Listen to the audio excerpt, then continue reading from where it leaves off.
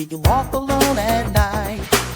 He's a Dawnwalker. He can walk alone all day. He's a Dawnwalker. He can meet you in a fight.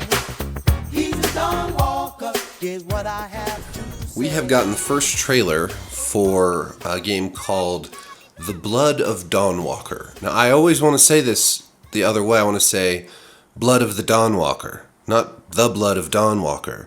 I don't love it as a title, I'm not going to lie. Maybe The Dawnwalker would be better, or something else. I'm not sure I love Dawnwalker, just because it's so much like Daywalker. And to be fair, this game does sound like a medieval version of Blade. You know, Blade, the comic books about the vampire who fights vampires and can walk in the day. Well, that's kind of one of the main concepts of this game. Now, this game is from Rebel Wolves. This is a studio formed by some of the ex-Witcher devs, ex-CD Projekt Red devs, including the game director of The Witcher 3, who is the game director of this game. We've got the first trailer for that, for this game. And it looks pretty cool. There's some cool concepts going on. The trailer is mostly the opening cinematic to the game, which then takes place 2 years later after the cinematic. And then at the end, there's a little bit of gameplay, just a brief gameplay teaser. So the game itself takes place in a fictional kingdom, fictional region in the Carpathian Mountains of 14th century Europe. So this is an alternative Europe. It is not the Europe we know. There's a lot of fictional elements. And the land has been ravaged by war and the Black Death. And then a vampire cabal comes in and overthrows the feudal lords of this region and sort of sets up shop. You play as a character named Cohen, who you meet in this opening cinematic, and Cohen is trying to save his family, but he's also been somehow cursed by the vampires and has vampiric abilities and superpowers and all that. But he's a Dawnwalker, so he can walk. He can do both the day and the night. And some of the interesting stuff going on in this game include the fact that his powers change based on the time of day. I don't know the details there, but obviously, if we're gonna make some conjectures, he will have more powerful vampire powers at night, one imagines, and then probably maybe not as powerful vampire powers during the day, but maybe he can do other stuff. A couple interesting things about the game's structure and design. It's an open world game, but it's based around a ticking clock. So you have 30 days in this game to save your family. And according to the game director, you cannot do the whole game. You cannot do every quest in the time you have to finish the game. So this is going to affect, replay value, because maybe you leave whole entire quest lines unfinished, unresolved, or the outcomes are going to be different. The outcomes are different based on your choices, as well as the time of day that you take on different quests, because they're going to change based on the time of day and the different things you are able to do during the time of day. So that's pretty cool. I like the idea of a ticking clock. Like, sometimes with open world games, especially open world RPGs or games with RPG elements, you just get lost in all of the stuff, and it can just go on forever. And that's got its own benefits, because you can play the game for a really long time.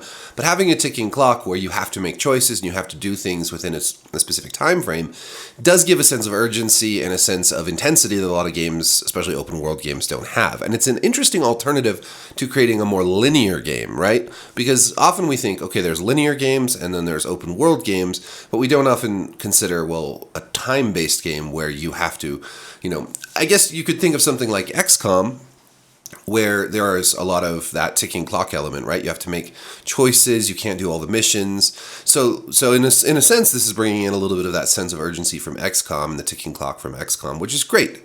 Of course, this is not a turn-based sci-fi alien game, but it's more of an action game, and it looks a lot like The Witcher, unsurprisingly. And of course, The Witcher had the Blood and Wine DLC, which has vampires, so you can see where that DNA is coming into Dawnwalker.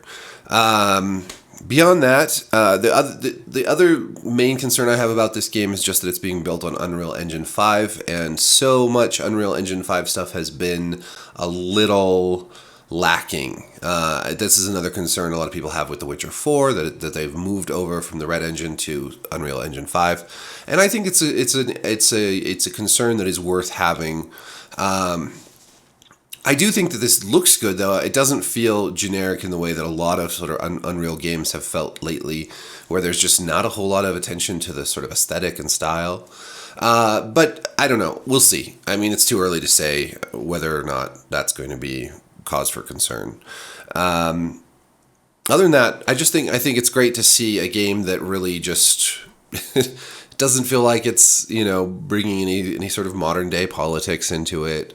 It very firmly looks like a game set in 14th century Eastern Central Europe, and with Nosferatu just having come out, I'm all ready for more vampire stuff, especially this particular flavor of vampire stuff. We get a lot of vampire, like, I guess, like industrial age or Victorian vampire stuff, and I love to see like more of a medieval take on this.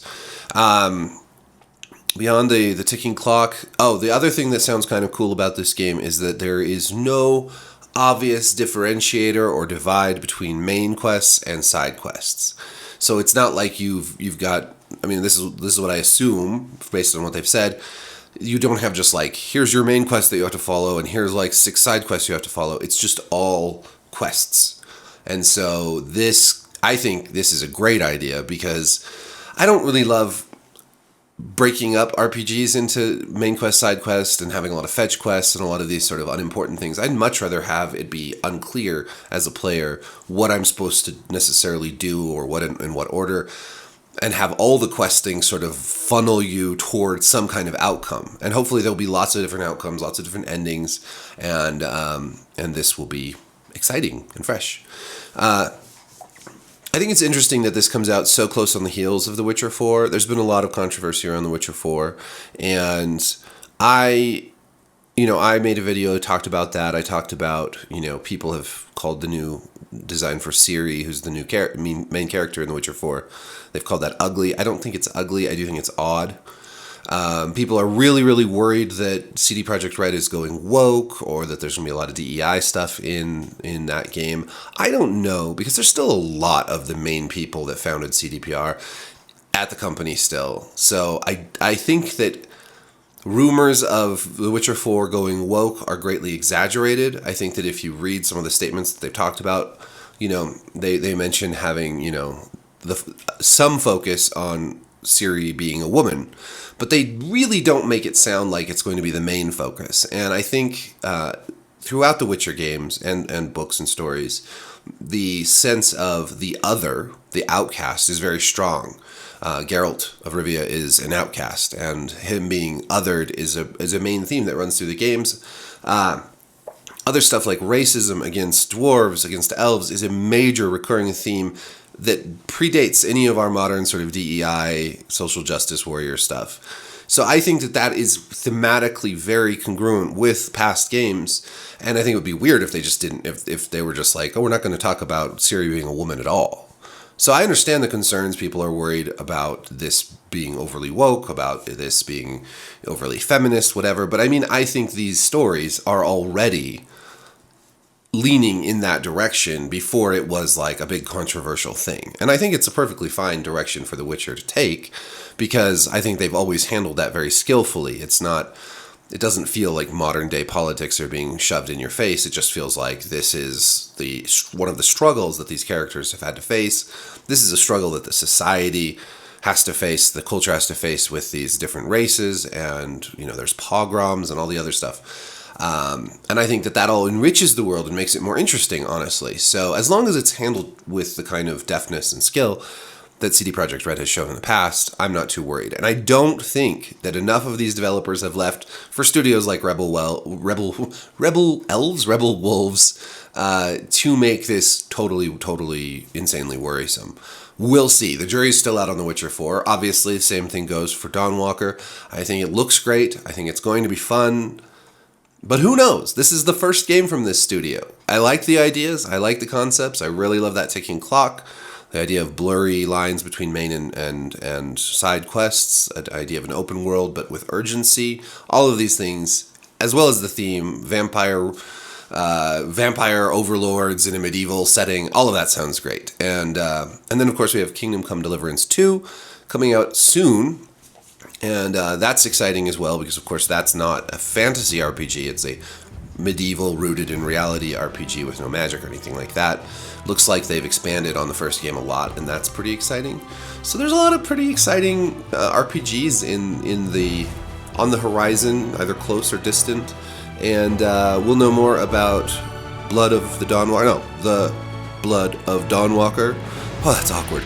We'll learn more about that when we see the gameplay trailer this summer. So, yeah, let me know what you think of the trailer and what your hopes and concerns are down in the comments. Thank you for watching. Like, subscribe, hit the notification bell. Peace.